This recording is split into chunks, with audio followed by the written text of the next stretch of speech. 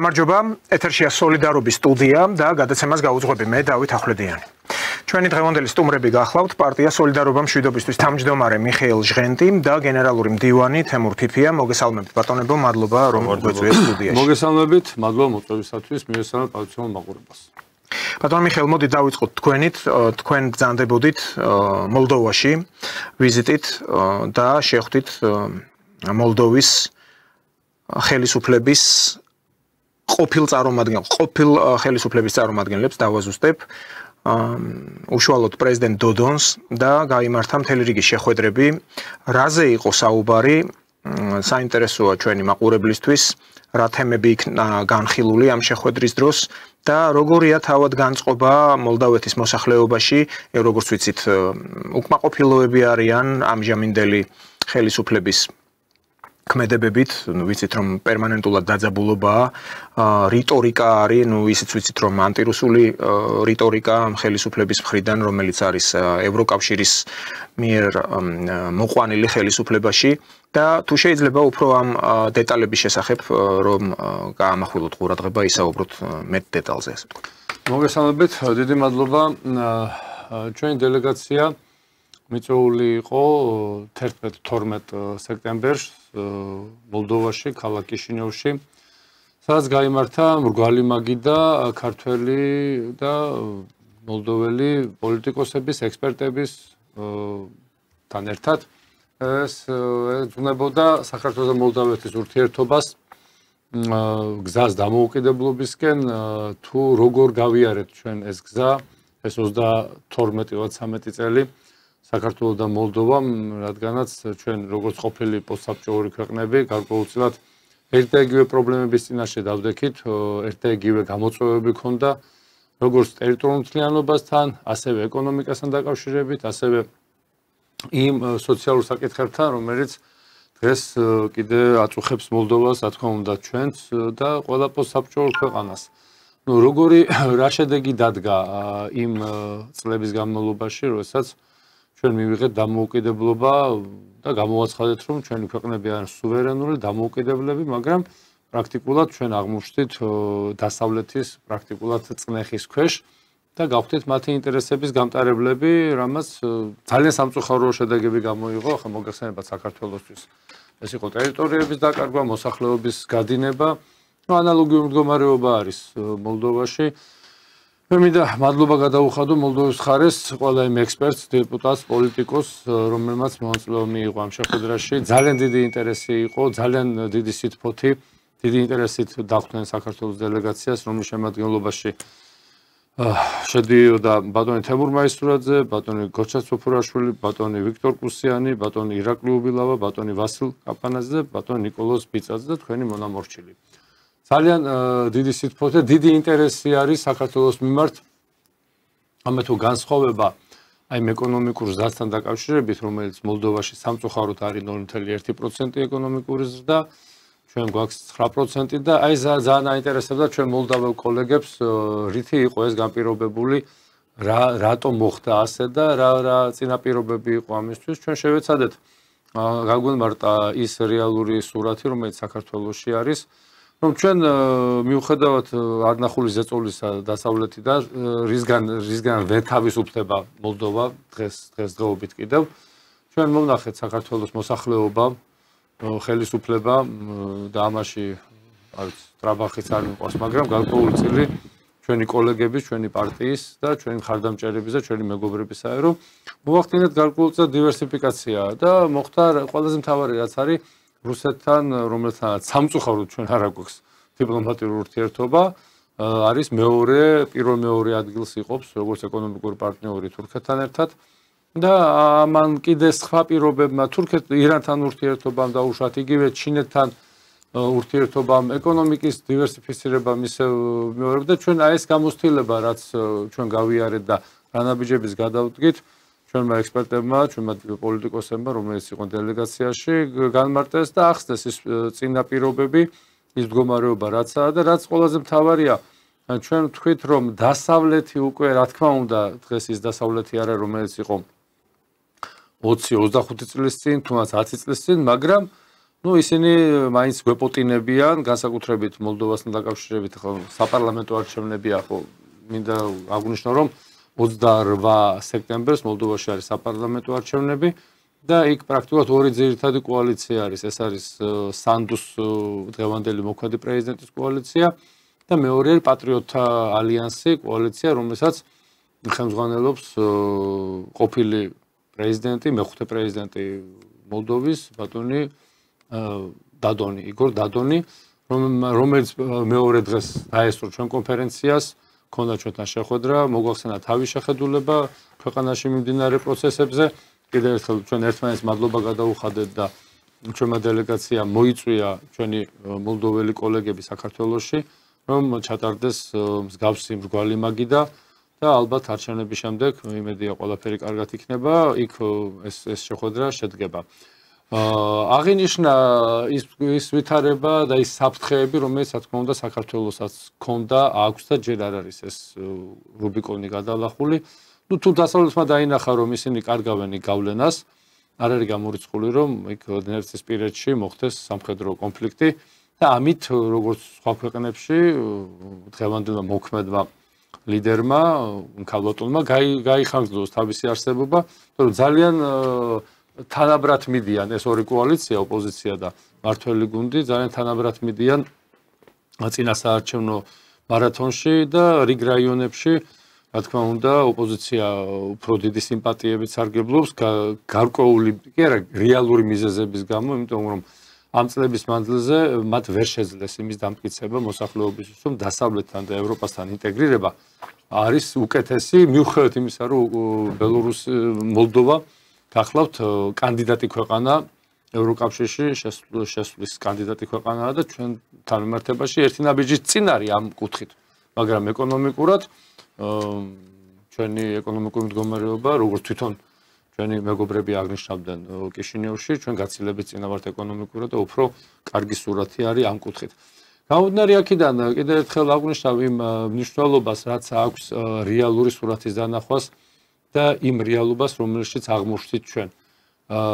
ჩვენ რა თქმა უნდა, ჩვენი აზრი გამოვთქვით, მეც პირადად ვთქვი, რომ ევროკავშირთან ურთიერთობა ის ასე ვთქვათ, უკვე ნაკლებად რეალური არის, მიუხედავად იმისა, რომ კანდიდატი ქვეყანაა და თან ძალიან მოგზაურებულები და მორიდებულები ვიყავით, რომ სხვა ქვეყნის შიდა საქმეებში არ ჩავრეულიყავით, მაგრამ ჩვენი მოსაზრება ვთქვით და ვთქვით ის, რომ საქართველოში აი ეს პერიოდი ბოლო რამდენიმე წელი განსაკუთრებით რუსეთთან დაახლოებამ გამოიწვია ჩვენი ეკონომიკური ზრდა და ასევე ჩინეთთან და სხვა ქვეყნებთან იმ ხიდების მოძებნამ, რომელსაც ჩვენ დავკვირდა დასავლეთი მრავალი ათეული წლის წინ, რამდენიმე ათეული წლის წინ უბრალოდ და ჩვენ ვერაფერი მივიღეთ. ანალოგიური მდგომარეობა, მოსახლეობის დენადობა, სოფლის მეურნეობაში პრობლემები მოგეხსენებათ, სოფლის მეურნეობის ქვეყანა არის მოლდოვა.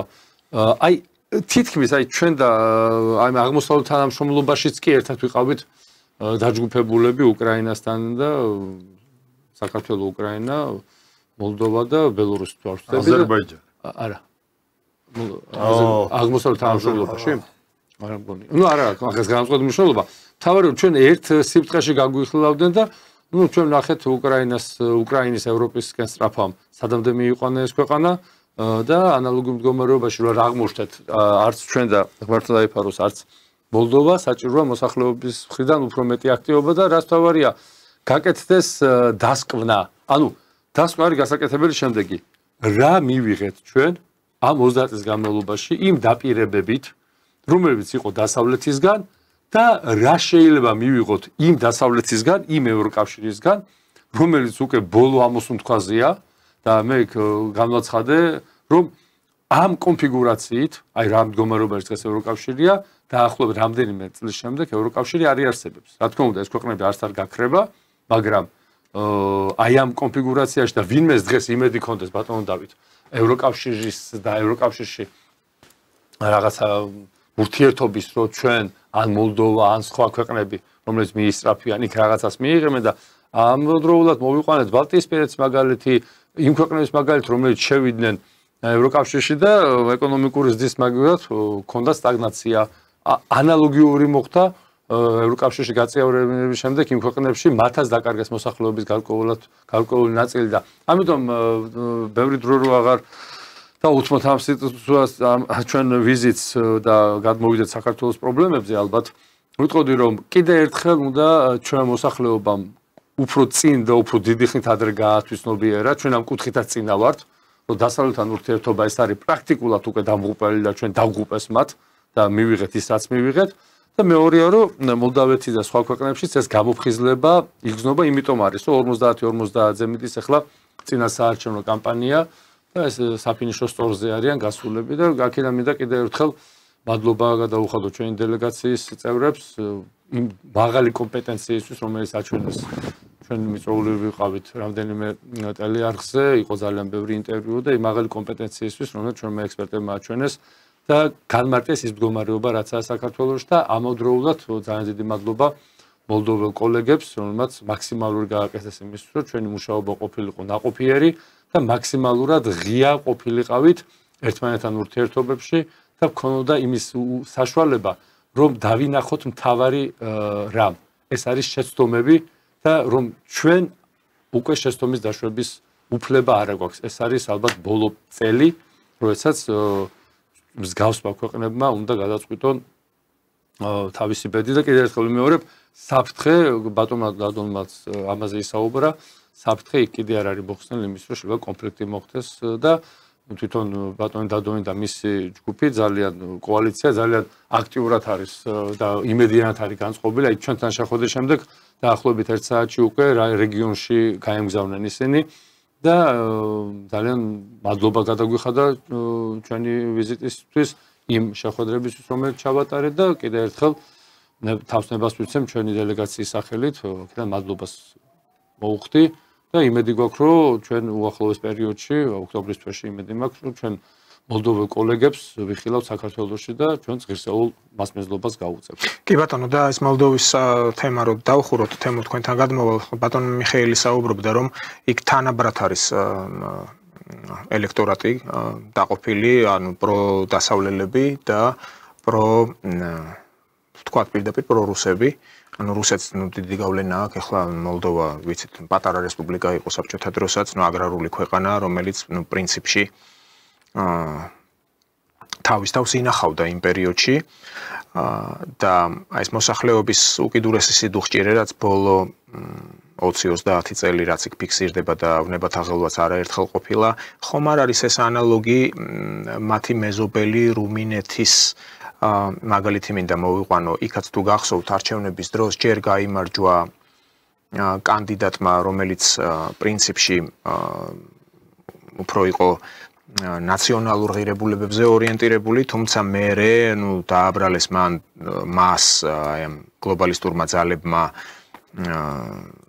რუსეთთან თანამშრომლობა, გავლენები, რუსეთის ჩარევა და ადგილობრივმა საკონსტიტუციო სასამართლომ, სადაც მოსამართლეთა ნაწილი პირდაპირ იმართებოდნენ ამერიკის შეერთებული შტატებიდან, მიიღეს საწინააღმდეგო გადაწყვეტილება და გაუქმეს არჩევნების შედეგები და ზუსტად 1%-ით გაამარჯვებინეს უკვე პროდასავლელ კანდიდატს და ისიც თქვათ რომ არა რუმინეთის ხმებით, არამედ იმ რუმინელთა ხმებით, რომლებიც ემიგრაციაში იმყოფებიან რუმინეთს გარეთ.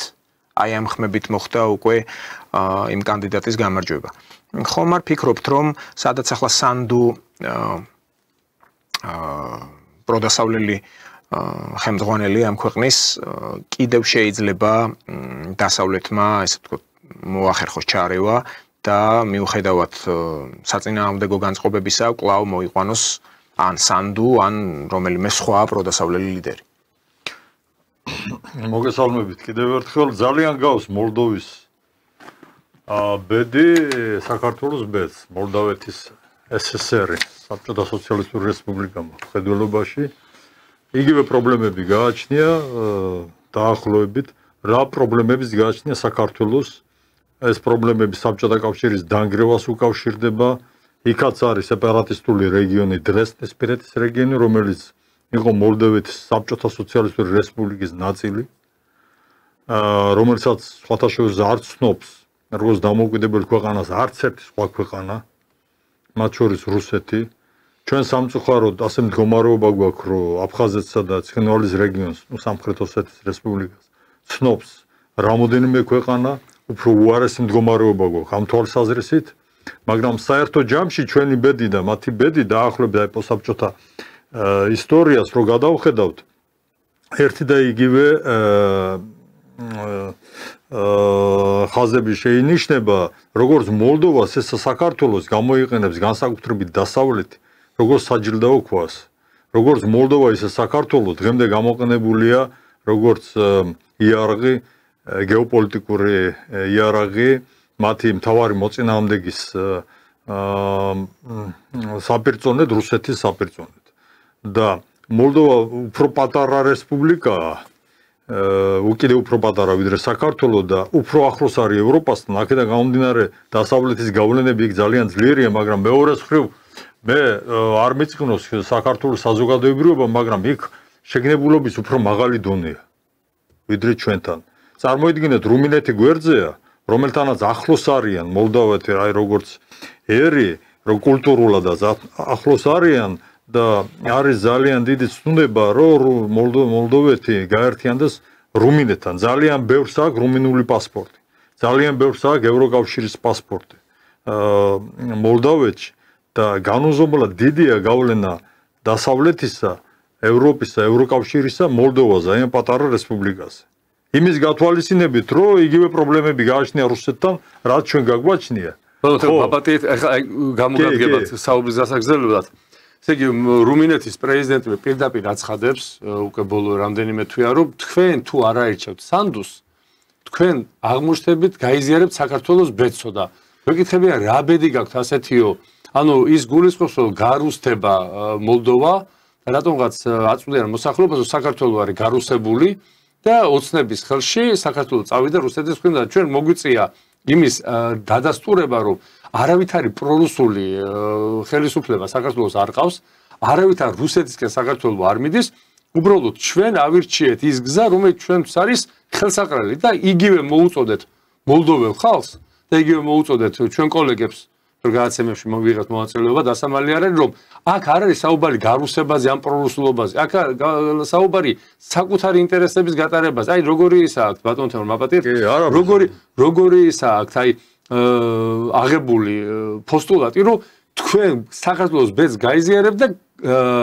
ახალი ხელისუფლება დადონის ხელმძღვანელობით გაგარუსებთ. ანუ აი ამაზე მიდის და ნუ ახლა თუ გარუსებაზეა საუბარი, ვინ როგორა ვართ აქ გარუსებულები, კარგად ხედავთ ჩვენ. და ეს საინტერესო იყო უბრალოდ თქვენ იცოდეთ ამის შესახებ. ორი ჩართვა ახლა ბატონმა დავითმა სწორად გააკეთა აქცენტები. იმის თქმა მინდა, რომ მიუხედავად იმისა, რომ ბევრად უფრო დიდია გავლენა ევროპისა, ნუ ევროპის ცენტრი არ არის, მაგრამ ევროპა ფაქტიურად ტერიტორიულად ესაზღვრება რუმინეთს, ევროკავშირის ქვეყანას. მაინც ვერ მოათვინიერებს რუმინეთი. მოლდოვა. იმიტომ რომ იქ პრაგმატული ხედვები იქ ძლიერია, იმიტომ რომ მოლდოვა დაკავშირებული არის ეკონომიკურად რუსეთთან. და ევროპა ვერ თავაზობს ეკონომიკურად მოლდოვასაც კი ისეთ რამეს, რომ მოსახლეობაში არ იყოს ძლიერი აი ეს პოზიცია, რომ ჩვენ ეკონომიკურად ჩვენ გჭირდება სხვა სივრცე, არა ევროკავშირის ეკონომიკური სივრცე, არამედ სხვა სივრცე, აღმოსავლეთი პოსტსაბჭოთა სივრცე. რაც შეეხება ამ მდგომარეობას, აი დათო მიკითხა, უფრო დავაკონკრეტოთ, რა დაპირისპირება 50-50-ზეა დაახლოებით. მიუხედავად იმისა, რომ დასავლეთს ბევრად უფრო დიდი უპირატესობა გააჩნია მოლდოვაში გავლენები გააჩნია. ოპოზიციური ბლოკი არის მემარცხენე ბლოკი. იქ არის გაერთიანებული სოციალისტები, ეს არის დადონის პარტია, სოციალისტური პარტია, რომლის დროშა არის წითელი ვარდისფერი, ასევე კომუნისტური პარტია მოლდოვისა და სხვა პოლიტიკური იქ 4-ია მე მგონი ძირითადად 4-ვე არის მემარცხენე. ანუ ეს არის სოციალისტური ბლოკი. და ქართული ოცნებისგან განსხვავებით, რომელიც ჩვენთან ხელისუფლებაშია და რომელსაც საგარეო პოლიტიკაში სწორი აქცენტები აქვს და სწორად მიყავს ქვეყანა საგარეო პოლიტიკა მხედველობაში, ეს არის მემარცხენე პარტია და ბლოკი, რომელსაც გააჩნია სისტემური, პრინციპულად განსხვავებული მიდგომა იმ პრობლემების გადაჭრის კუთხით რა პრობლემებიც აწუხებს მოლდოვას და მოლდოვას და მოლდოვას ზუსტად იგივე პრობლემები აწუხებს რაც საქართველოს მოსახლეობას მე მაქვს მხედველობაში სოციალური პრობლემები ეს დაბალი ხელფასები უმუშევრობა და ასე შემდეგ და ასე შემდეგ ეს ერთი მომენტი მეორე მომენტი ის რომ დელეგაცია რომელიც აქედან წავიდა ეს არის დელეგაცია ექსპერტების და ერთადერთი პარტია რომელიც მონაწილეობდა ამ დელეგაციაში ეს არის ჩვენი პარტიის თავმჯდომარის მიხეილის სახით და ბატონი ირაკლი უბილავა პოლიტიკური მდივანი ბატონი ირაკლი ერთდროულად იყო როგორც ექსპერტი პოლიტოლოგი ძალიან კარგი იქნებოდა რა თქმა უნდა რომ ოცნების წარმომადგენელი მაინც ყოფილიყო ერთი მაინც იქ უფრო მეტიც მე მაგალითად მიმაჩნია რომ ოცნების დელეგაცია ცალკე უნდა ყოფილიყო ჩასული იქ იმიტომ რომ დაახლოებით იგივე პოლიტიკას ატარებს ეშინოვი თბილისის მიმართ რა პოლიტიკასაც ატარებს კიევი თბილისის მიმართ დღეს პაპუაშვილი გამოვიდა და ძალიან კარგად ისაუბრა თუ რა როლი გააჩნია რა ასრულებს როგორ დესტრუქციულ ძალას წარმოადგენს უკრაინის ხელმძღვანელობა პოლიტიკური ხელმძღვანელობა საქართველოსთვის იგივე დაახლოებით იგივე როლს ასრულებს მოლდოვა დღევანდელი ხელისუფლება მოლდოვისა საქართველოს მიმართ. არ გამორიცხავენ სამხედრო კონფლიქტს და ამავდროულად არც ისე არის გამორიცხული რომ ვადამდელი არჩევნები დაინიშნოს, იმიტომ რომ არის ეჭვი რომ გააყალბებენ დასავლეთი გაუყალბებს არჩევნებს პატრიოტულ ძალებს, მაგრამ გაყალბების შემთხვევაშიც კი ბატონებო შეიძლება სანდუს კოალიციამ ვერ დააკომპლექტოს და დადგეს პოლიტიკური კრიზისი და ამან და აი ეს თუ მოხდა აი ჩვენი კოლეგების აზრით პრაქტიკულად უკვე სანდუს ბედი გააწყვეტილი იქნება და პატრიოტული ძალები მოდიან ხელისუფლებაში. აქ ძალიან სერიოზულად არის ბრძოლა, ძალიან სერიოზულად, ძალიან საინტერესო ხალხი მონაწილეობს და ამიტომ იქ პროცესები უფრო დინამიურია. აი ბატონო თემურმა სწორედ თქვა, რომ იქ უფრო ადრე მოხდა გამოფხიზლება მოქალაქეების და უფრო საღად უყურებენ მდგომარეობას მიუხედავად ამ ხელა მონსტრი ევროკავშირის პრობლემები იქ უფრო აღიქმება, უფრო ასე ვთქვათ საფუძვლიანად ხალხი ატყობს იქ რა ეკონომიკური რეცესია და ვინაიდან თქვენივე ნათქვამია რომ ძალიან ახლოს არიან თავად მოლდაველებს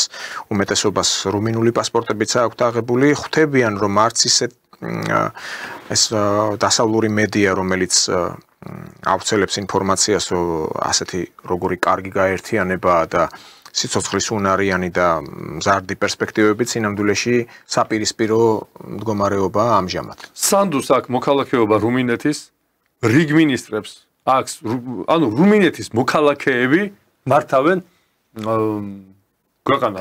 რუმინეთის მოქალაქეები და მე რო ვთქვი რომ ჩვენ დეკოლონიზაცია დაწყებული გვაქვს მეთქი.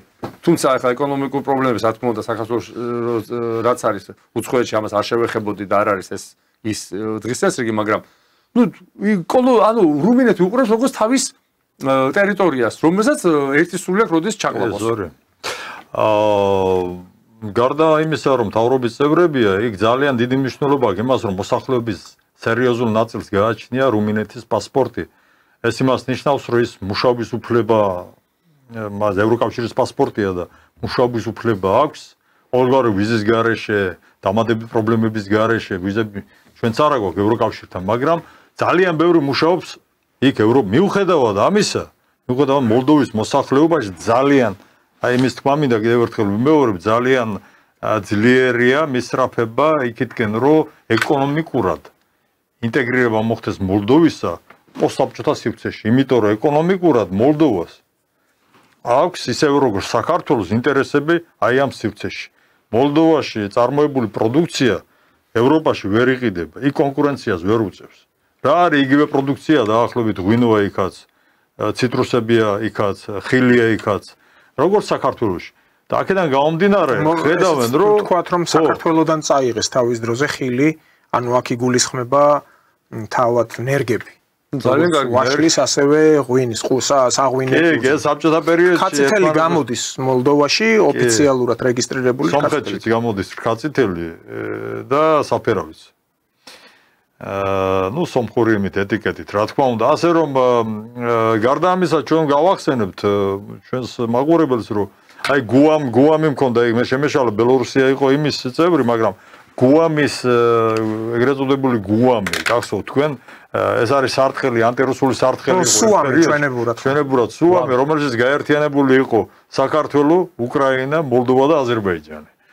და სათაო ოფისი კიევში ჰქონდათ. კიევში ჰქონდათ. მაშინ და აი ეს ორი ქვეყანა, უკრაინა და მოლდოვა, საერთო ჯარში დარჩა ისეთ ქვეყნებად, რომელიც აშკარად ტრულ პოლიტიკას ახორციელებენ რუსეთის წინააღმდეგ დღემდე. და აზერბაიჯანიც ისევ მიუერთდა სამ რესპუბლიკას და ეს გეგმა არის, რომ ისევ აღდგეს ის ფორმატი.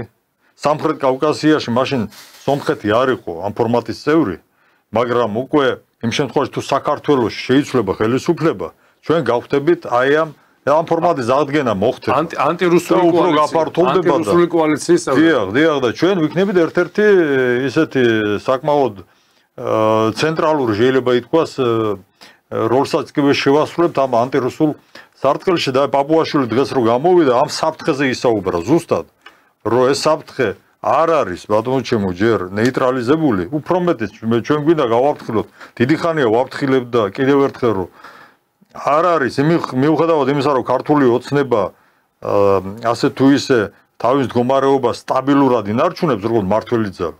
ეს საშიშროება, რესტავრაციის საშიშროება, რეაქციის საშიშროება, იმ რეჟიმის აღდგენის საშიშროება ანტიქართული რეჟიმისა ისევ არსებობს.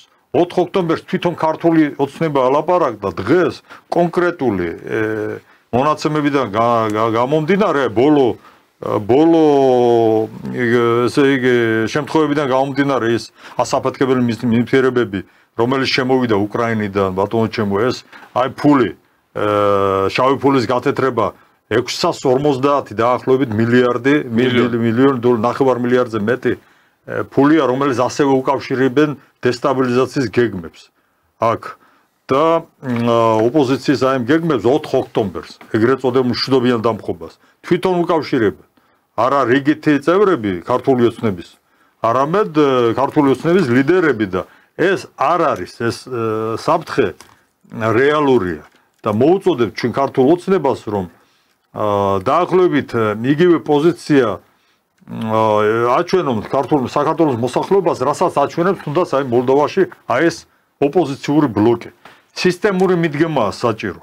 პრობლემებისადმი, რომელიც არსებობს საქართველოში. აი თქვენ სწორედ ბრძანეთ ეს სისტემური მიდგომა და იმაზე საუბარი, რომ დაუშვათ საფრთხობელის შექმნა რუსეთისგან.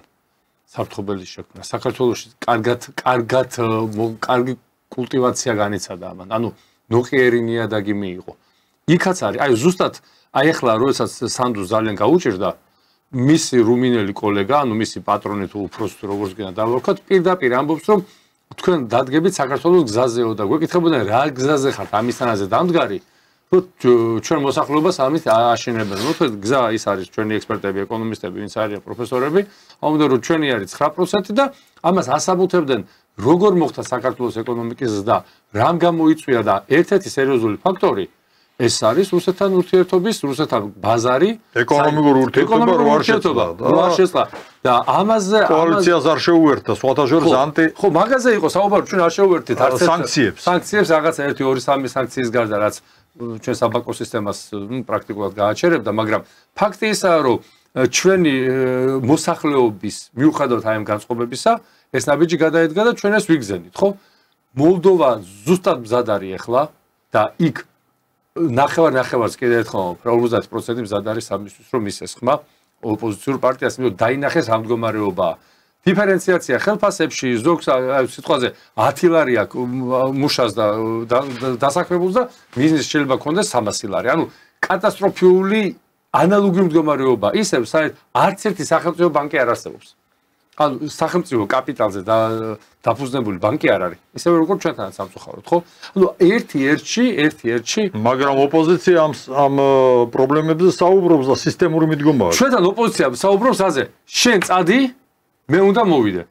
არა, მე მინდა იმ ოპოზიციის შედარება ქართული ქართულ ოცნებას, აი კი ბატონო, სტაბილური მდგომარეობა თითქოს ასე თუ ისე, მაგრამ მხარდაჭერა არა აქვს იმდენი, რომ ის მშვიდად იყოს. აქედან გამომდინარე ჩვენ მოუწოდებთ ქართულ ოცნებას ეს პროცესები, რომელიც განვითარდა ახლა. პირველი ეს არის ძალიან კარგია, გამოცხადებულია ბრძოლა კორუფციის წინააღმდეგ. ჩვენ ხედავთ კონკრეტულ შედეგებს და ისეთ განსაცვიფრებელ ესე იგი ფაქტებს ხედავ, რომელიც გამოძიების სტადიაშია, ეს თუნდაც გუშინდელი ამბავი, აი ქარხანასთან და ფაბრიკასთან დაკავშირებით. მეორე ეს არის ნარკომანიასთან და ნარკოდანაშაულთა ბრძოლა. მაგრამ თუ ეს სისტემური არ იქნება, თუ ეს იქნება არა სინამდვილეში ნარკომანიასთან ბრძოლა ან კორუფციასთან, არამედ პოლიტიკური ანგარიშსწორება და ამას ბოლომდე არ მიიყვანენ და პოლიტიკური ანგარიშსწორების ელფერი ნამდვილად იკვეთება აქ, მაშინ ქართულ ოცნებას არ აქვს იმდენი მხარდაჭერა მოსახლეობაში, რომ შვიდად იყოს. ბაუნთებო, განსხვავებით აი მოლდოვასთან დაკავშირებით კიდევ ვიტყვი რა. ქართულმა ოცნებამ აი ამ ქმედებებით, ამ სისხლსამართლის საქმის აღძვრა დაკავებებით ოპოზიციურ მედიას მინდა ვთქვა, რომ მოლდოვაზე გაცილებით სერიოზული ოპოზიციური მედია გვაქვს ჩვენ, ასე ვთქვათ, ეს ტელევიზიები მუშაობენ, მე ესე ვიტყოდი, თავის აი ბოლო იმაზე მუშაობენ რა, ბოლო სიჩქარე აქვს აღებული. ისინი ამბობენ, რომ ეს არის პოლიტიკური დევნა, რომ ესენი პოლიტიკურად გახლეჩეს, ანუ ოცნება გახლეჩილია ორ ნაწილად. ის ხალხი, ვინც ოცნებას შეანარჩუნებია წინა არჩევნებში, ანუ ბოლო საპარლამენტო არჩევნებში ხელისუფლება, ეს ხალხი ახლა არის დევნილი, ისინი მოიშორეს, ისინი მოიქნიეს, ისინი გადააგდეს და ამით უკეთებენ გზავნილს უგზავნიან იმ ძალონებს, რომლებმაც აუცილებლად იმ შემთხვევაში თუ იქნება გარეულობა და დაპირისპირება, ისინი დაფიქრდნენ ღირს კი ჩვენ ისევე გადავდოთ თავი ოცნებისთვის, როგორც გადავდოთ თავი დაუშვათ იმ ხალხმა, სპეცდანიშნულების რაზმის ხელმძღვანელმა და იმ მინისტრებმა, რომელიც ერთი თვის განმავლობაში ყველა ერთმანეთზე მიყოლებით იმას. ანუ არ უნდა მისცეს ოცნებამ პირველი პარტიის გახლეჩვის საშუალება, რომლის სამწუხაროდ არსებობს საკმაოდ დიდი პერსპექტივა და შეიძლება ესე მოხდეს და მეორე, რომ აი ლიბერალურ მედიას არ ქონდეს იმის საშუალება და იმის მისუფლება, რომ აი ხო ხედავთ ძმანო ძალოვნებო რა უქნეს თქვენ ზეწინ ვინც იყვნენ და როგორ გადაყარეთ, ანუ პოლიტიკური ელფერი უნდა გამოეცალოს ამას და უნდა იყოს მიწოდებული ისე როგორც არის საჭირო და არ უნდა იყოს ოცნების რიტორიკა, აი წამყვანი მათი რიტორიკა არ უნდა იყოს ნახევრად ან სიმართლე, უნდა ითქვას რა ხდება. აი როგორც მაშინ იყო საუბარი გახსოვთ, ჩვენ გვაძალებდნენ Deep State-ი ჩვენ არაერთხელ გვითხოვს ბალონთებურ თქვენს და მეც, რომ ჩვენ ძალიან კარგად ვიცით ამერიკის შეერთებულ შტატებმა როგორ დაანიშნეს შევარდნაძეს პარლამენტის თავმჯდომარეები, პრემიერ-მინისტრები და Deep State-ი მაშინ იყო თუ იყო, ახლა Deep State-ია მაშინ რო იყო. აი ესეც უნდა ითქვას მაშინ, ხო? და ჩვენ გახარია Deep State-მა დაგვანიშნია. უნდა თქვას მაშინ დღეს ეს გამოცხადებულია. გახარია Deep State-ის მიერ დანიშნული პრემიერ-მინისტრი იყო თავის დროზე. კიდე არ აღმოჩნდა სალომე ზურაბიშვილის გაპრეზიდენტება თავის დროზე. არა, გახარიაზე ეს თვითონ ბატონმა ბიძინამ თქვა, როგორც შეიძლება მეშლება. ხო, არა, დღესაც მაგრამ სალომეზე ჯერ არ უთქვამთ, მაგრამ ნამდვილად გეთანხმებით, რომ სალომეც არის იყო თავსმოხვეული კანდიდატი. დასავლეთიდან თავსმოხვეული კანდიდატი. ყველა სრულიად წამგებიანი კანდიდატი იყო 2018 წელს. სალომე ზურაბიშვილი მაშინ. რომლის გამოც რამხელა ზეწოლა იყო მაშინ, როდესაც მოუწია ბატონ ივანიშვილს. გამოსულიყო და ეთქვა რომ მე ანუ ეს ხმებიო მეორე ტურში მე მომეცითო ანუ მე მენდეთო თვითონ გამოვიდა და ზეძულებული გახდა გამხალა სწორია რამხელა ზეწოლა იყო მაშინ ამ და დღესაც სიმართლე უნდა ითქვას ეს რა ხდება რა მდგომარეობა საქართველოს მოსახლეობა და მიუხედავად ჩვენი პოლიტიკური გამოცდილები და თქვენი მოღვაწეობა ბატონო და ყველა ჟურნალისტი გაცილებით შეიძლება დიდი პოლიტიკოსი იყოს ვიდრე პოლიტიკოსებს რო ეძახიან თავს ხო მე მაგალითად დაბნეულია მე ბოლომდე ვერ ხვდები რა პროცესებთან აგვაქვს და მე რისი მეშინია იცით მე მეშინია რომ გარე ძალებმა არ მოახერხონ ის ამ შემთხვევაში მე უკვე ამერიკის შეერთებულ შტატებს არ გულისხმობ და დღეს ტრამპი უკვე ბრიტანეთშია ანუ ბრიტანეთს აქ აღებული პომპეზურად შეხვდნენ საკმაოდ პომპეზურად შეხვდნენ და ეგ პომპეზური შეხვედრის შემდეგ რა მოხდება ღმერთმა იცის ხო უკრაინის ამბავი ეს სხვა თემა მაგრამ მე მეშინია რომ ბრიტანეთმა რომელმაც აიღო აქ ეთყობა ასე ვთქვათ სადავეები სამხრეთ კავკასიაში სადავეები აზერბაიჯანში სომხეთში თურქეთის მეშვეობით თურქეთი მათი ასე ვთქვათ მხარდამჭერია სხვა სიტყვას არ ვიტყვი და ჩამოსული მინისტრი ორი კვირის წინ იყო ჩამოსული მინისტრი, არც ერთ ოფიციალურ პირს არ შეხვდა. შეხვდა მხოლოდ ოპოზიციას. ანუ აი ეს საფრთხე, აი ამ საფრთხეების წინ მდგარი ქვეყნის ხელისუფლება, რომელიც ზუსტად არ განმარტავს რა პროცესებთან აქვს საქმე და რა დააშავეს ამა თუ იმ მინისტრებმა და უშუალოდ ეს უნდა იყოს ძალიან ჩაბეტონებული, ესე ვთქვათ, ჟელეზნაბეტონი რო იტყვიან არგუმენტებით, ამ შემთხვევაში ყველაფერს გააკეთებს ლიბერალური ოპოზიცია და მასმედია, რომ მოხდეს ქართული ოცნების დასუსტება იმ დონეზე და ეს უხარია და ამას ვერც მალავენ. ერთი მომენტია, ბოლოს რაღაც მე უბრალოდ მინიშნება მინდა გავაკეთო ბატონო მიხეილ, თქვენ რასაც ბრძანებთ, ეს ხომ არ ნიშნავს იმას, რომ ეს თქვენ ახსენეთ ეს დაკავებები, დაჭერები, ეს საქმეები გუშინდელი სისხლის სამართლის თუ ქარხანასთან დაკავშირებული საკითხიც და ამ ბრიტანელი ემისრის ჩამოსვლა ხომ არ მიანიშნებს იმას, რომ თუნდაც ეს ზეწოლა, რაც თქვენ იგულისხმეთ, ქართულ ოცნებას, დღევანდელ ხელმძღვანელობას ხომ არ გადაადგმევინებს ნაბიჯს, რომ კვლავ ითამაშონ დასავლეთის ორბიტაზე. კატასტროფა იქნება. ხო, ანუ თქვენ თქვით, რომ მაშინ თუ გამოირიცხება ეს პოლიტიკური მომენტი და კორუფციასთან ბრძოლას ეხება ეს საკითხი, მაშინ ნიშნავს, რომ მე შემთხვევით არ ვახსენე თავის დროზე სალომე ზურაბიშვილი, მე ბატონმა მიხეილმა თქვა, გახარია, რომლებიც გარე ძალებიდან პედალირების შედეგად იყვნენ მოყვანილები ხელისუფლებაში, აი ახლა ეს წიაღსვლები ბოლო მომენტამდე და ჩვენ მედიას ახლა ჩვენც ვაკვირდებით, თუნდაც პირდაპირ თქვათ, მოდით გვარები ახლა ეს კანდელაკი, ზვიადაური ოლიმპიური ჩემპიონი, მე 2012 წელს, რომელიც მე-9 არხზე ვმუშაობდი მაშინ და ვიწევდა რესპონდენტების ჩაწერა, რომლებიც ქართულ ოცნებასთან იყვნენ აფილირებულები და ასოცირებულები, იგივე ზვიადაური ოლიმპიური ჩემპიონი და ჩემი პატივისცემა მას როგორც ამ სპორტში უდიდესი მწვერვალის მომპოვებელს, აგრეთვე მე მახსოვს ჯერ კიდე ახალ ქალაქიდან მოვდიოდი და ის ცნობილი კადრები ჩემი გადაღებულია, ჩემი ოპერატორის, როდესაც იქ დარბევა მოხდა ერთ-ერთ საარჩევნო უბანზე, უკანა გზაზე ბორჯომში, გედევან ფოფხაძე ოცნებიდან იყრიდა კენჭს და ელემენტარულად კამერასთან არ მოვიდა ჩასაწერად და რო თქვი ეს ჯერ დეპუტატი არ გამხდარა მეთქი და მე რას იზამს მეთქი, აგერ ჩემი სიტყვები კიდე გიხდა წინ, ახლა ხედავთ რომ რა პოზიციაზეა ბიძინა ივანიშვილიო დაწვითო ნავთი დაასხით და არ ვიქნები წინააღმდეგიო თუ ცეცხლს აუკიდებ თუ ამ კაცს, ნუ ახლა ზუსტ ყველაფერს ეს რაღაცა სისხლის სამართლის დანაშაული არ არის. ახლა შეიძლება ციტირება ზუსტად არ ვახნენდე, მაგრამ აი ამის თქმა მინდა სწორედ. არა, ასე თქვა ზუსტად. ხო და ეს ადამიანები იყვნენ ქართულ ოცნებასთან ასოცირებულები. ახლა თუ ეს ყველაფერს არსებობს პრეზუმპცია, ხო ასეა.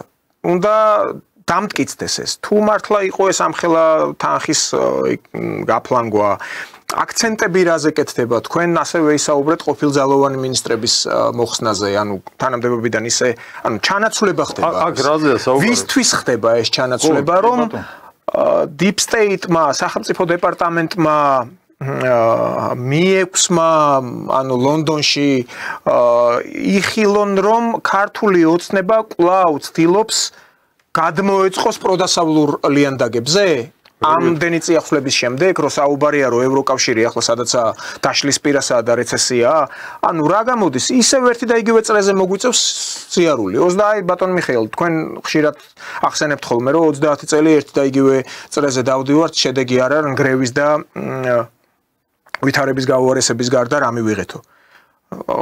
ანუ შესაბამისად ლოგიკურად ჩდება კითხვა, რომ კვლავ მივდივართ ახლა ინერციით, ისევ ვიქნებით დასავლეთის მეხუთბეები, ტრანსატლანტიკური ინტეგრაციის კომუნისტებს ჰქონდათ ადრე ბოლშევიკებს ხუწლედები იყო, ხო, კომუნისტური ხუწლედები. ანუ ახლა იქნება პროდასავლური ხუწლედები, რამდენი დასავლეთში საპარლამენტო თუ საპრეზიდენტო არჩევნები იქნება, იმჯერად ესეთი საჩვენებელი დაჭერები მოხდება და საქმეები აღიძრება, რომ დასავლეთს თავი მოვაწონოთ, თუ თქვენი პოზიცია როგორია ამ შემთხვევაში? არ ამგონია რომ ასეთი ცვლილება იყოს. ფაქტია რომ ოცნებაში ორი დიდი დაჯგუფება იყო და ერთმა მეორე დაჯგუფება ჩასია. ამ ახალმა დაჯგუფებამ ხელისუფლება ხელში აიღო და ეს მეორე დაჯგუფება გაყარა ხელისუფლების არა მხოლოდ ზედა ორგანოებიდან, არამედ გაიწმინდა ხელისუფლება პირობითად ღარიბაშვილის გუნდისაგან. მაგრამ ამას რო აკეთებს ქართული ოცნება ეს იმას არ ნიშნავს, რომ დაუშვათ აქ იმარჯვებს პროდასავლური ფთა არა, ამას ჩვენ ვერ ვიტყვით უბრალოდ, ამას ისტორია დაამტკიცებს და გვაჩვენებს, მაგრამ ეს ისე არ უნდა გააკეთო შენ რომ შენი თავი დაისუსტო. გაგდებულებს რო ეძახი, გაგდებულებს. შენ ყოფილ ესე იგი თანა მებრძოლს, რომელთანაც ერთად წლები იყავი. რომელთანაც ერთად ისტორიის ძალიან მძიმე პერიოდები გაიარე და მის ღირსებებს და მის დამსახურებებს საერთოდ გადაუსვი ხაზი. არც ახსენებ და სახელსაც კი ერიდები რომ ახსენო. ამ დროს ერთად იყავით მთელი ამ წლების განმავლობაში. ეს ძალიან ცუდად ჩანს მოსახლეობის თვალში. დღეს პაპუაშვილი გამოვიდა და ღარიბაშვილის დამსახურებებზე ისაუბრა, რომ მას ღარიბაშვილს აქვს ძალიან დიდი დამსახურება ჯერ ერთი პანდემიის პირობებში, რომ ეკონომიკური კოლაფსი არ მოხდა. და მეორე იმაშიო, რომ ჩვენ ესე იგი არ ჩავერთეთ ომშიო რუსეთის წინააღმდეგ. ეს აღნიშნა. გაგდებული კი არ უძახა მას. აი ეს რა თქმა უნდა, აი ასეთი მიდგომა უფრო სწორი მიდგომაა, სამართლიანი მიდგომაა. და სწორი მიდგომა იმ თვალსაზრისით, რომ შენ ესე იგი არ აძლევ არგუმენტს დესტრუქტიულ ძალებს, იმ არგუმენტებს და იმ იარაღს ფსიქოლოგიური ზემოქმედების, საინფორმაციო ზემოქმედების, რომელიც მას არ უნდა ქონდეს. ასე მაგალითად მე კონკრეტულ მაგალითს მოვიყვან, აი მაგალითად სასამართლო პროცესი, აი იმ მკვლელობასთან დაკავშირებით, ეგრეთ წოდებულ შეკვეთილ მკვლელობასთან დაკავშირებით.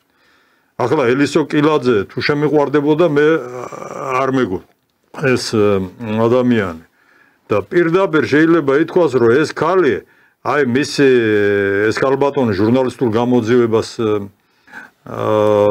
ეწევა აი ამ საქმესთან დაკავშირებით და სრულიად ობიექტური მიდგომა აქვს ამ ქალბატონს ამ საქმესთან დაკავშირებით. ნებისმიერი რომელიც ამ საქმეებს გაეცნობა ეს ძმები მიხაძების წინააღმდეგ მახსოვდებობაში ეს პროცესები რაც განვითარდა იურისტი არ არის აუცილებელი იყო იურისტის ის კონდე კვალიფიკაცია რომ შენ მიხვდე რომ ეს საქმე არის შეკერილი საქმე და იქ ეს ხალხი ზის ტყუილ უბრალოდ მე მინდა ამ ტრიბუნიდან მორალური მხარდაჭერა გამოუცხადო ბატონ კოტე მიხაძეს და მის ოჯახს მე გიერთებით ამაში ბატონ კოტე და მის ოჯახს ასევე მე რისთვის ვამბობ ახლა მე იმიტომ კი არა მხოლოდ რომ ბატონ კოტას გამოუცხადო მორალური მხარდაჭერა არ არის ეს სწორი ქართული ოცნების მხრიდან ამ საქმეს ვინც გაეცნოდა ძალიან ბევრი გაეცნო ამ საქმეს ქალბატონი ელისოს მეშვეობით სოციალური ქსელების მეშვეობით ყველა ამაში დაინახავს რაღაც პოლიტიკურ შინაარს აი ამ საქმეში ეს ასუსტებს ქართულ ოცნებას ჩვენ ძალიან ნერვიულობთ ჩვენ არ გვინდა ესე დასუსტდეს ქართული ოცნება რომ აქ მოხდეს პროფაშისტური რესტავრაცია აი მაგაში აბსოლუტურად გეთანხმებით და მეც უერთები მორალურ მხარდაჭერას ბატონი კოტეს დასამალი არ არის ჩვენი ახლობელია და ხშირად არის იყო მოსული გადაცემებში და დამსახურებული ცნობილი ადამიანია და დარწმუნებული ვარ იმაში რომ რასაც თქვენ ამბობთ ხო რომ არ უნდა დარჩეს კითხვის ნიშნები კითხვის ნიშნები იწვევს საზოგადოების და თბილისში მცხოვრები ადამიანების და არა მარტო თბილისში გულისტკენას და იმედგაცრუებას. ანუ კითხვის ნიშანი არის ის, რამაც შეიძლება შეარყიოს ხელისუფლება და სახელმწიფოებრიობა. თუმცა მე ხშირად ვამბობ, რომ საქართველოს ნახევრად კოლონიაა მეთქი, მაგრამ იმასაც უკვე დავძენთ ჩვენ ბოლო პერიოდში, რომ დეკოლონიზაცია დავიწყეთ მეთქი, ხო? ამიტომ კიდევ ერთხელ აი ეს სასამართლოს საქმეები, აღზრული სასამართლოს საქმეები უნდა იყოს ზუსტად წერტილოვნად გასროლილი, სადაც ქართულ ოცნებას არ აქვს უფლება, ასე ვთქვათ, მიზანს ააცილოს. ყოველი აცნენილი მიზანი დაუბრუნდება უკვე ქვეყანას. აქ მე პარტიაზე აღარ მაქვს საუბარი, აღარ მაქვს საუბარი ქართულ ოცნებაზე, მე მაქვს საუბარი ქვეყანაზე, ქვეყანას დაუბრუნდება ძალიან ცუდად, იმიტომ რომ ნებისმიერ შეცდომას ლიბერალები და გამოიყენებენ, აი 1 გრამიან შეცდომას გახდიან ტონიან შეცდომას, ბატონო თემური და ბატონო აი ამ სასამართლო პროცესთან დაკავშირებით TV პირველი და ეს ლიბერალური მასმედია იყენებს იმისთვის, რომ ეჭვისქვეშ დააყენოს კორუფციასთან ფართომასშტაბიანი ბრძოლის კამპანია. ეჭვისქვეშ დააყენოს ნარკოდანაშაულთან ბრძოლის კამპანია, რომელიც ლიბერალური ეკონომიკური სოციალური პოლიტიკის პირობებში ეს ორი არგუმენტია და ორი კამპანია, რომელმაც შეიძლება მართლა გამოასწოროს ოდნავ მაინც უმძიმესი სოციალური მდგომარეობა საქართველოში. მოსახლეობისა და გარკვეული სტაბილიზაცია მოახდინოს ქართული ოცნების მდგომარეობისა. ქართულ ოცნებას გონიათ, რომ თავი ქუჩია. ეს არის ყველაზე დიდი შეცდომა ქართული ოცნების ხელმძღვანელობის. მათი სტაბილური მდგომარეობა თითქოს გარეგნულად, რომ ადგილობრივი არჩევნები მოდის და მოიგებენ ხო ამას. ამათ გონია, რომ თავი ქუჩი აქვთ. საფრთხები არ არსებობს, თუმცა დღეს აი გუშინ და დღეს უკვე ამ საფრთხებზე თვითონვე ალაპარაკდნენ, პაპუაშვილის პირით მაგალითად. და კობახიძემაც აღნიშნა ამ საფრთხების შესახებ. არ არის ეს საქმე, როგორც მიაჩნიათ, ყოველ შემთხვევაში 1-2 თვის წინ მიაჩნდათ ქართული თვით დამშვიდება მართველი პარტიის და ხელისუფლების მხრიდან იქნება კიდევ ერთხელ ვიმეორებ, ქვეყნისთვის საფრთხის შემცველი. ძალიან მძიმე, ანუ იმდენად მძიმე პერიოდში შევედით ახლა ჩვენ, ხო? რომ არ ვიცით ჩვენ რომელი მხრიდან რა პრობლემა შეგვექმნება. არც ჩრდილოეთს გამოვრიცხავ, არც აღმოსავლეთს, არც დასავლეთს, არც ახლო აღმოსავლეთს. არა, ჩვენ ვართ ახლა აი турбулентურ სიტუაციაში რო შედის თვითმფრინავი და იქ რო ასე ვთქვათ ხომალდის ხელმძღვანელ მეთაურმა და უფროსმა და ერთმანეთში დაიწყო იმის გარკვევა, რომელს უფრო კვალიფიციური დიპლომი აქვს აღებული ამა თუ უმაღლეს სასწავლებლის, ხო? ანუ ქვეყანა შედის ძიმე მდგომარეობაში, რასაც ნებისმიერ შეცდომას, ჩვენ ნებისმიერ სიტყვას თქმულს და ჟურნალისტების და პოლიტიკოსების ლიბერალები და ოპოზიცია გამოიყენებს, მაგაში მაგათ ბადალი არ აყავდა ეს კარგად იციან ეს საქმე, აწევენ და ისე წვრილზე აიყვანენ, რომელიც შეიძლება ქვეყნისთვის დამანგრეველი იყოს და მათთვის მნიშვნელობა არ აქვს ეს ქვეყანა დაინგრევა თუ არ დაინგრევა. ჩვენ რა ვთქვით გადაცემის დაწყისში, რომ ერთი ეკონომიკურ საკითხებზე, ფასებზე, სოციალურ მდგომარეობაზე, სოციალურ სამართლიანობაზე ვინმე საუბრობს? არა, შენ წადი, მე მომიშვი. ანუ ესაა მთავარი. ბატონო დავით, მაპატიეთ. კი ბატონო. და ჩვენ დაახლოებით 10 წუთი რჩება ეთერის დასასრულამდე და ნიშანდობლივია, ახლა გინდა არ გინდა, ჩვენ მოლდოვით დავიწყეთ საუბარი, ასევე საქართველოც დღემდე დგას ამ ლიანდაგებზე უბრალოდ შეჩერებულია ეს პროცესი, ევროინტეგრაციასთან დაკავშირებული საკითხი. ყველაზე მთავარი და აღსანიშნავი რა გახლავთ. 6-დან 9 რიცხვამდე იგეგმება ოქტომბერზე აქვს საუბარი ევროკომისიის ხელმძღვანელ ურსულა ფონ დერ ლაიენის წინააღმდეგ ევროპარლამენტში დებატების წარმართვა და შემდეგ კენჭისყრაზე დაყენება საკითხის, რომ ჩამოაშორონ საერთოდ ამ ევროკომისიის ხელმძღვანელის პოსტიდან.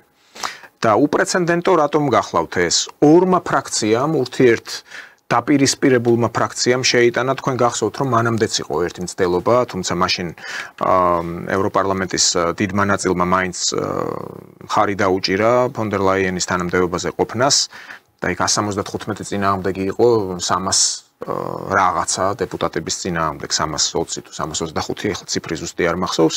მაშინ ასე ვთქვათ გაძურა ფონ დერ ლაიენი. და ამჟამად ეს უპრეცედენტო იმიტომ გახლავთ, რომ წარმოიდგინეთ მემარჯვენე პოპულისტები და მემარცხენეები. ორი ფრაქცია უტევს ფონ დერ ლაიენს, ძალიან ბევრი კითხვებია მის ურთიერთობაზე ამერიკის შეერთებული შტატების ადმინისტრაციასთან, არ მოწონთ ევროპაში მისი ესეთი დაყოლიებული პასუხები, ეს ბრავადა რომ ყველაფერი კარგადაა.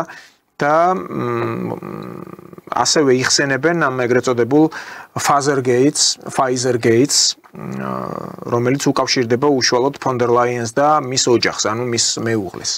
მაყურებელს შევახსენებ, რაში მდგომარეობდა საკითხი. აქ იყო ლაპარაკი როდესაც ეს COVID პანდემია და COVID ისტერია იყო, მილიარდობით თანხა უნდა გადაერიცხა ევროკავშირს ამერიკული კომპანია Pfizer-ისთვის და დაფიქსირდა Ursula von der Leyen-ის ესეთი პირდაპირი ევროინსტიტუტების გვერდის ავლით კომუნიკაცია ამ Pfizer-ის დირექტორ ვურლასთან.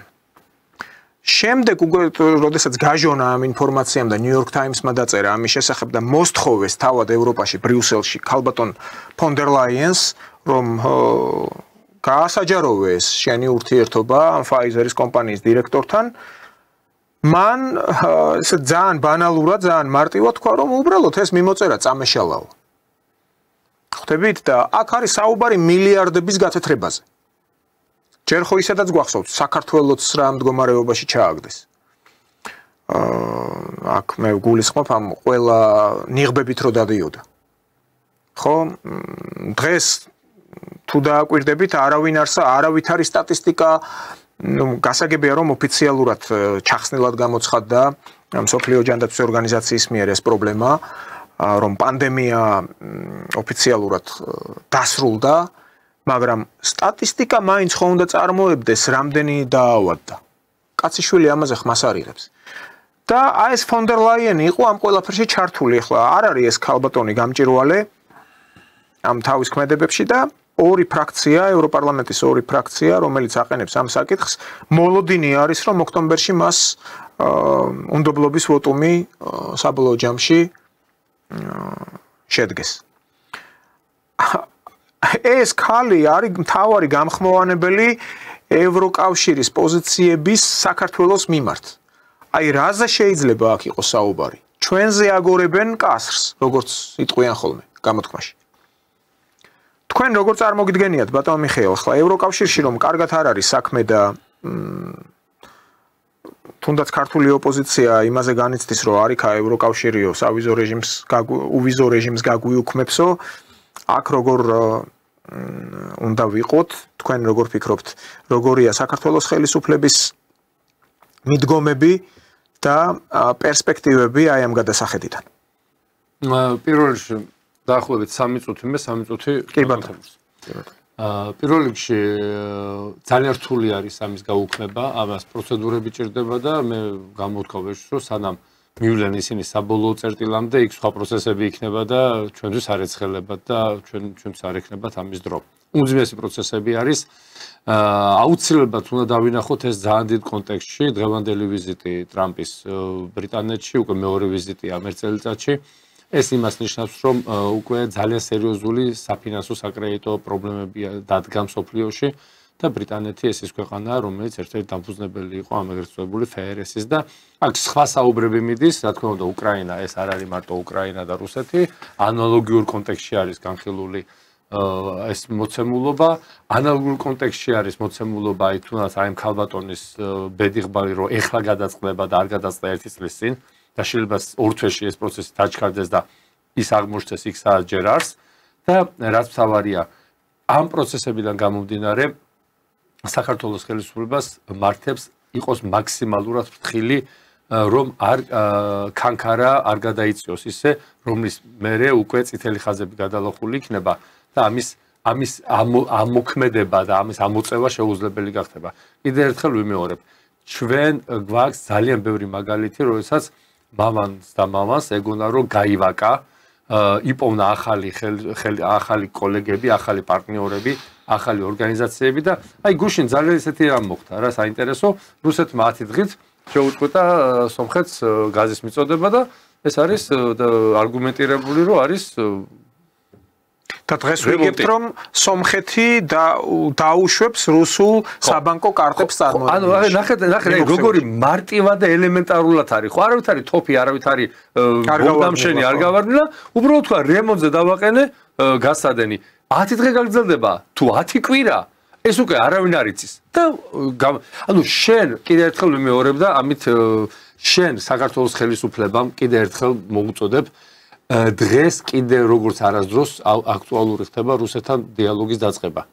ეს არის გარდაუვალი მოცემულობა, ამას ვამბობთ რამდენი წელია, მაგრამ აი ამ სიტუაციაში და მე არ მინდა და ჩვენ არ გვინდა პირადად მე ხა ჩემ აზრს ვიტყვი და არ მინდა პარტიის აზრი გამოუთხა პირადად ჩემ აზრს ვიტყვი რომ თუ რა მოხდა ღმერთმა დაიფაროს და დასავლური ძალები აქ მძლავრად იქნება წარმოდგენილი და ძალიან დიდი ფული დაიხარჯა ჩვენ მოგვიწევს ერთადერთი ქვეყანა რომელიც წინა არჩევნებზე მინდა შევახსენო ქართულ ოცნებას რომ ის რომ აქ არ დაიღვარა სისხლი 2012 ეხა ბოლო არჩევნებს და აქ არ მოხდა რევოლუცია ეს იყო რუსეთის მიმართ დასავლეთის შიში რომ რამე არ მოხდეს იმიტომ რომ რუსეთი ძალიან ყურადღებით უყურებდა ანალოგიურად აქ ნაბიჯი მარჯვნივ რუსეთის მიერ განხილული იქნება როგორც მის მიმართ საფრთხის შექმნის კიდე ერთი კერა და ამ კერას ძალიან მალე და ძალიან ხისტად ჩააქრობს. ამიტომ და უკვე ამის საფრთხე როგორ რეალური სიტუაცია იქნება ჩვენ უკვე ვიცით მედიაში გავრცელდა ინფორმაცია რომ ბატონი ლავროვი რუსეთის საგარეო საქმეთა მინისტრი შეხვდება აფხაზეთის და სამხრეთ-ოსეთის ლიდერებს სოჩში. საქართველოს საზღვართან ახლოს. ამიტომ აი ეს გამოძიებები, ეს სისხლის სამართლის საქმეები, ეს დაკავებები უნდა იყოს ძალიან გამჭვირვალე. აი როგორც არასდროს. ეს შეიძლება 5 წლის მოხდარიყო და ამაზე არ გვენერვიულა, მაგრამ დღეს ეს უნდა და რაც თავარია ყველა ოფიციალურმა პირმა პროკურორი იქნება თუ პარლამენტარი თუ პოლიტიკოსი ოცნების მხრიდან უნდა ყველა სიტყვა გაზომოს და მაქსიმალურად გამჭვირვალედ და ზუსტად უნდა თქვას თავის სიტყვა აპატიეთ ბატონ თემურ 3 წუთი და 30 წამი მომდევნია და თემურ თქვენ მე კიდევ ერთხელ მინდა აღნიშნო ეს რაც ბატონმა მიხეილმა თქვა რომ ჩვენ ბევრჯერ გაგვიფრთხილებია ქართული ოცნება რომ 4 ოქტომბერს რაც მოხდება არჩევნებზე ეს კი არა მთავარი არამედ არჩევნების შემდეგ რაც მოხდება ისაა მთავარი მერე დაანონსეს აი ეს ეგრეთ წოდებული მშვიდობიანი დამხობა 4 ოქტომბერს და პაატა ბურჭულაძეს როცა ინიციატივა გააჟღერა და დღემდე უყურებენ ძალიან ისე რა სუბუქად რომ იქ არაფერი არ მოხდება, ვინ არის ახლა პაატა ბურჭულაძე მომღერალი კი ბატონო სახელოვანი მომღერალი, მაგრამ როგორც პოლიტიკოსი არაფერს არ წარმოადგენს, სახელი გატეხილია, იავნანადან გამომდინარე, იმიდან აქედან და ამ შემდეგ ვინ შეიკრება იქ ირინა სარიშვილი, ეს არის მარგინალიზირებული ხალხი, ასე არ შეიძლება საკითხისადმი მიდგომა. ეს იკვეთებოდა ქართული ოცნების ლიდერების არავთუ საშუალო დონის ხელმძღვანელების რიტორიკაში, არამედ ლიდერების რიტორიკაშიც. ძალიან სახიფათო პროცესები შეიძლება განვითარდეს, თვითონ ამბობენ ამას, იქ შეიძლება მსხვერპლი მოხდეს, იქ შეიძლება პროვოკაცია მოხდეს. თვითონ პაპუაშვილმა თქვა დღეს რომ ეს ასაფეთქებელი ნივთიერება საქართველოსთვის იყო გამიზნული. და შეიძლება 4 ოქტომბრისთვისაც ყოფილიყო გამიზნული. მაიდანი სხვანაირად კი არ განვითარებულა. თავიდან კიევის მაიდანი 2014 წელს ის სისხლიანი გადატრიალება რომ მოხდა, იქ ყველა დასცინოდა იმ რამოდენიმე ასეულ ადამიანს, რომელიც შეიკრიბა მოედანზე. დღეს ზუსტად იგივენაირად დასცინიან აკაცუკებს, ეგრეთ წოდებულ აკაცუკებს, ათეულობით ადამიანს, ახალგაზრდას, რომელიც დადიან რუსთაველს. ასეთი მიდგომა მსუბუქი, მიდგომა არ შეიძლება, უნდა მივდგე ძალიან სერიოზულად და მეორე, რაც კიდევ ერთხელ აღნიშნეთ ამ გადაცემაში. ისე შეყვებით ამ საქმეებს და ანგარიშსწორებას თქვენი ყოფილი, ესე იგი, თანაკუნდელების მიმართ, რომ თქვენი თავი შეირწმუნდა, თქვენი თავი დაისუსტოთ. აი თუნდაც აი ეს გაგდებულებს რო უწოდებთ ხალხს, რომელთან ერთად წლები მოდიოდით. და გამჭვირვალე უნდა იყოს აი ეს ორი კამპანია, კორუფციასთან ბრძოლა და ნარკოდანაშაულთან ბრძოლა. სრულიად გამჭვირვალე.